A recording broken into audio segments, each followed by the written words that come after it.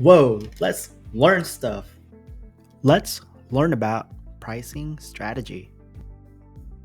So, going back to this here, pricing decisions, those are the kind of things to take into consideration as a marketing professional, marketer, as far as how you want to price your products. And what I listed on here, the different pricing decisions. So I chose three, but I refer back to what I said here that I just took concepts from the chapter, but I didn't take everything. So there's more examples in the textbook, but these were the three I wanted to just talk about tonight. So there's cost-based pricing, demand-based pricing, and yield management pricing. So cost-based pricing is okay, so it costs something to produce something. And so say if something costs $10, well, typically then if you as an organization is following cost-based pricing, if you want, maybe they just have a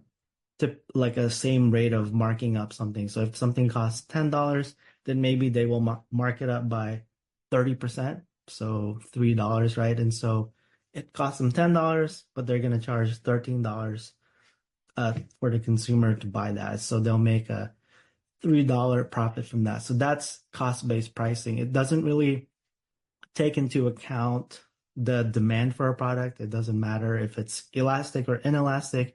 It's just going to be this is how much it costs, and this is how much we're going to charge. And I put an example as government contracts because when it comes to these kind of things, so maybe some of you are majoring in um, acquisitions and contract management. There you go, ACM. When it comes to government contracts, it's about transparency, right? And so usually in the contract itself, it's going to be laid out. This is how much it costs, and then this is our markup. So that's a common example that we see in government contracts. And then cost-based pricing doesn't take into account demand, but demand-based pricing does because, well, it's in the name. And so it's might also be known as surge pricing, but maybe it's not quite the same depending on the textbook.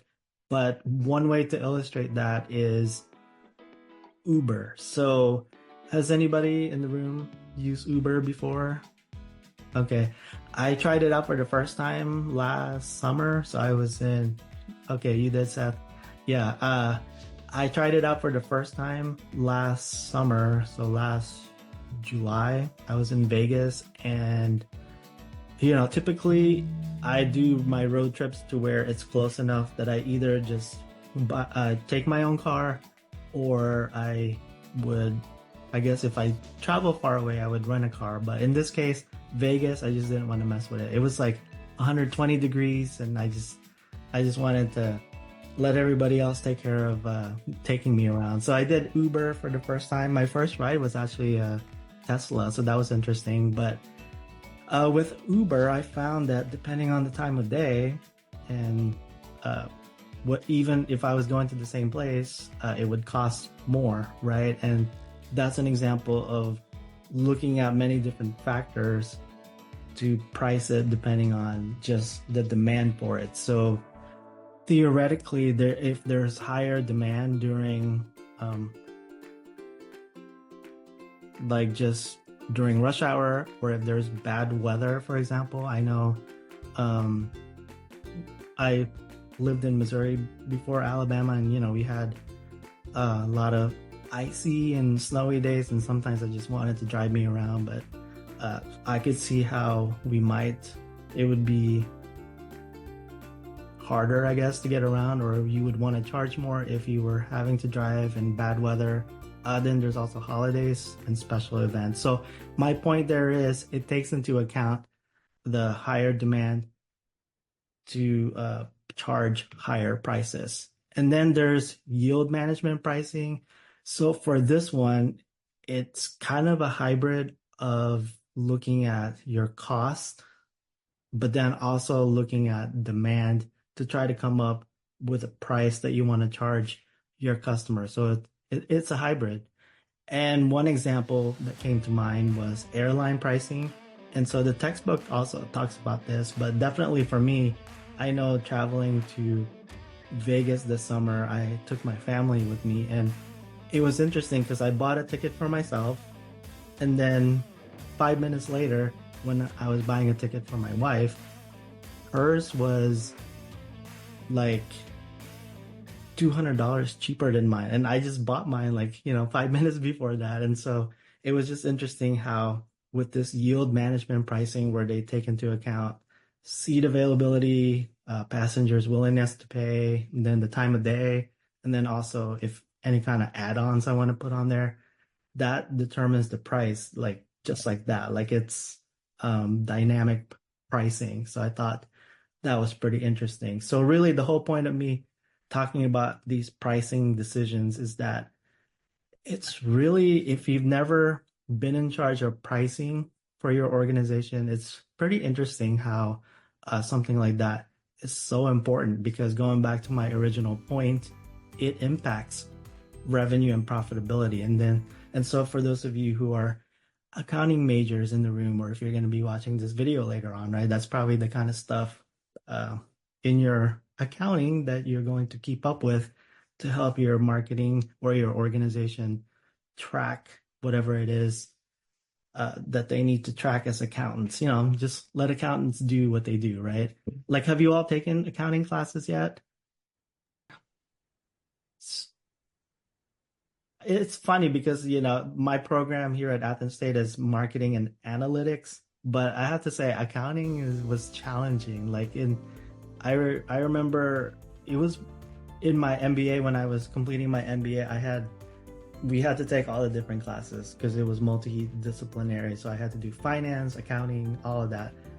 And I remember my exam, like I had to balance my sheets or something like that. And I spent 3 hours on that and it still wasn't right. So in the end, that was my only B in my MBA program. So everything else was an A. I got an A, but accounting, I got a B. So definitely, yeah, that was hard. So, but yeah, we all have our thing, right? Like I'll just do my marketing thing and then accountants can do their accounting thing and we all just stay in our lanes, right? But we also all work together because in the end, we're there for the organization that we work in. And really, it's a function, right? So if you're running your own business, you're going to have to manage your own marketing function as well as your accounting function. Okay.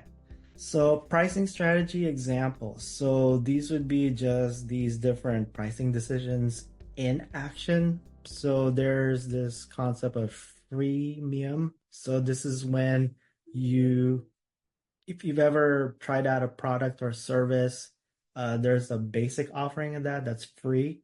But then if you want additional things, additional capabilities, you pay a price for that. So that's what that means there. Subscription based pricing, yeah, that's pretty much, it seems like everything is subscription based these days, right? I remember, so I've always worked with Adobe Photoshop, Illustrator, InDesign, so the Adobe suite of products. It used to be you buy it one time, right? I mean, it was expensive, but say you buy a license for Adobe Photoshop for $600, $700, but then that's it. You just pay one time. But now, if you want Adobe Photoshop, you have like to pay $20 a month, like every month. So in the end, if they probably make more money that way, right?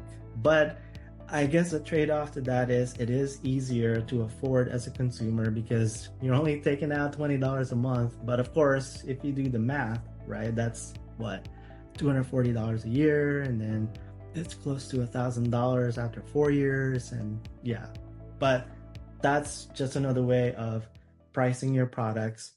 And then there's what we call penetration pricing. So that's also talked about in the textbook. So when you create a new product, if you're going for penetration pricing or penetrating a market, like getting into that and getting the most sales, then you might want to introduce it at a low price.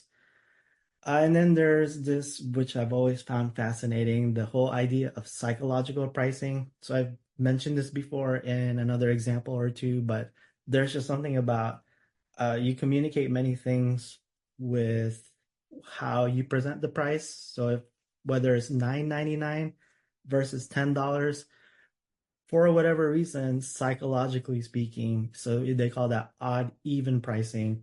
this one speaks that just seems to show more value, right? So if you go to a fancy restaurant, for example, you're probably not going to see even prices like that. You're going to see like $49.99 instead of $50 or $39.99. And so yeah, next time you're out, just pay attention to the prices there. You'll probably see a lot of $9.99 versus even something like $9.50, for example. In the textbook, it talks about how there's a 20 to 30% more chance that your sales increase depending on whether you use even or odd pricing. And then there's also the whole other psychological stuff. Like if you put dollar signs on there where you make it more real that you're spending money, well, maybe people won't spend as much versus if you just put numbers. So just different things like that. And then the other concept is okay, so we price something, we have something we want to sell. Well, the other part that's going to make it possible to increase your sales would be the different innovations that we have in our payment systems. And again, this is just three examples, but the textbook talks a lot more about other stuff like peer to peer lending, stuff like that. But these were the ones I just kind of pulled out and said, yeah, let me talk about that. So, first one, BNPL. Anybody know what that means? Lots of acronyms, right? So this one is buy now, pay later.